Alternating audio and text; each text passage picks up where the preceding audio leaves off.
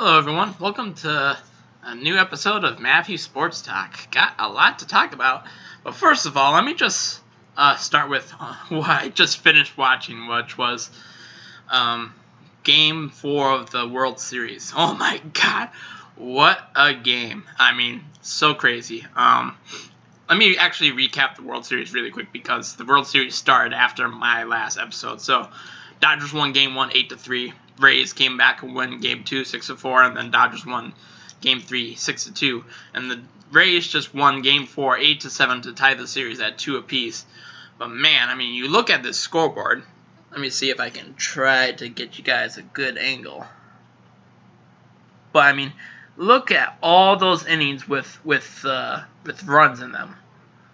Just crazy. It was back and forth all game long. You know, Dodgers kept on pushing forward, but the Rays kept on pushing back and fighting back, and finally the Rays conquered. I mean, what a game.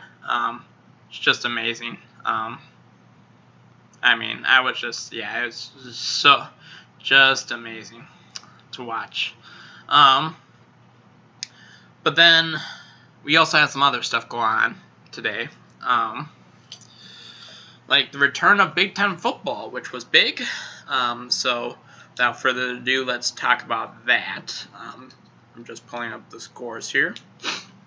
So sadly, the Gophers start the season off with a loss.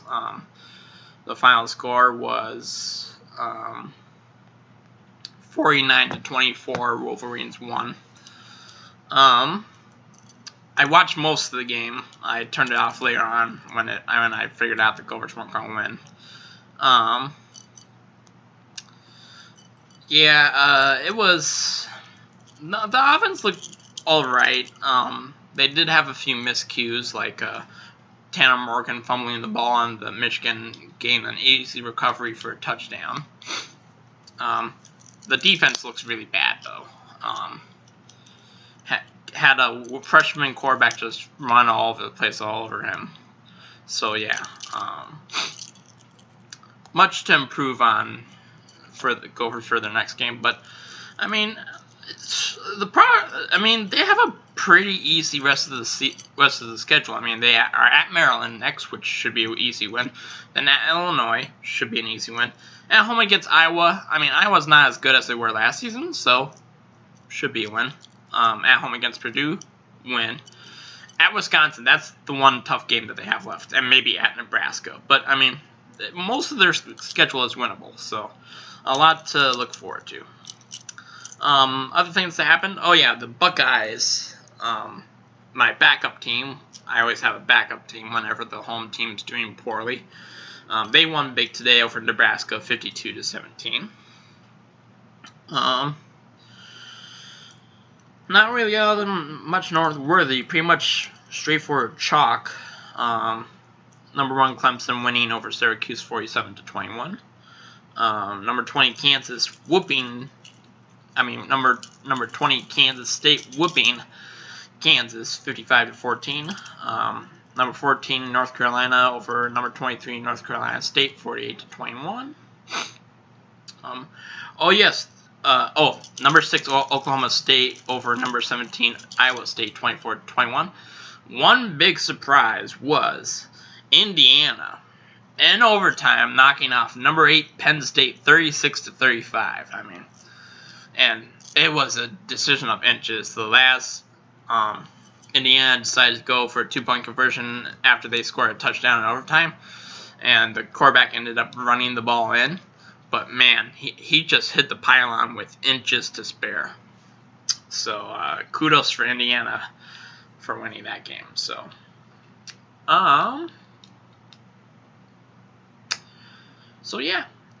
that's kind of a little bit of a rundown for college football. Wow, I expected to talk a lot more about that, but let's talk about the NFL games we got going on tomorrow. Oh, first of all, the news that Antonio Brown has signed with the Tampa Bay Buccaneers. It's one of those things where I'm thinking, why do that? I think he's going to cause a lot of disruption from a morale standpoint. He can produce on the field, he's shown that, but remains to be seen how useful he is on the team and how long he stays with them. So he'll be eligible for the Week 9 game that they have against the Saints. So, talking about tomorrow's games, I will be watching. First game I'll be watching is the Steelers at the Titans, the 2 undefeated teams.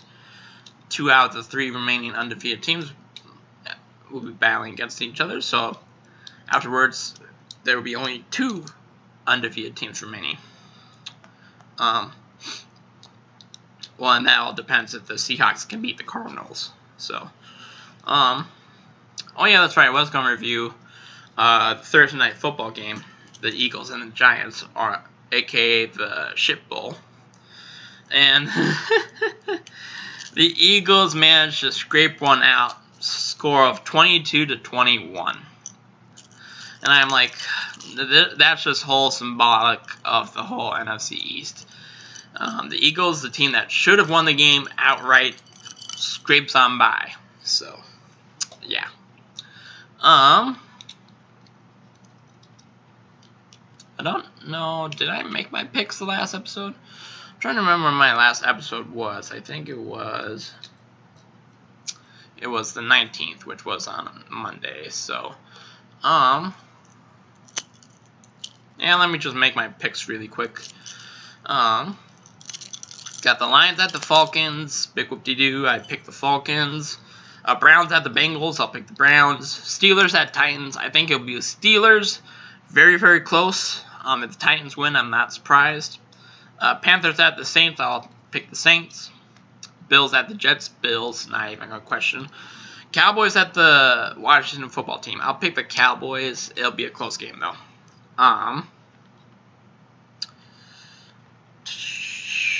Packers at the Texans. I'll pick the Packers. Buccaneers at Raiders. This should be a good game. I pick the Buccaneers. The other game I will be watching, Chiefs at the Broncos. Pick the Chiefs. 49ers at the Patriots. I was originally leaning to the 49ers, but I think I'm going to switch that and actually pick the Patriots. Jaguars at the Chargers. I pick Chargers. Seahawks at Cardinals. I pick the Seahawks. It'll be a very, very close game, though. If the Cardinals win, I wouldn't be surprised.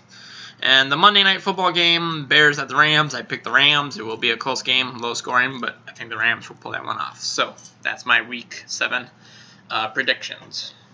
And I'm already one for one because I predicted the Eagles to beat the Giants. So, what else to talk about? Nothing really else. That's going to be one of the shorter Matthew Sports Talk episode. But I will be posting one maybe tomorrow night or Monday night, depending on what I'm feeling like. So stay tuned for that. Until then, this is Matthew signing off.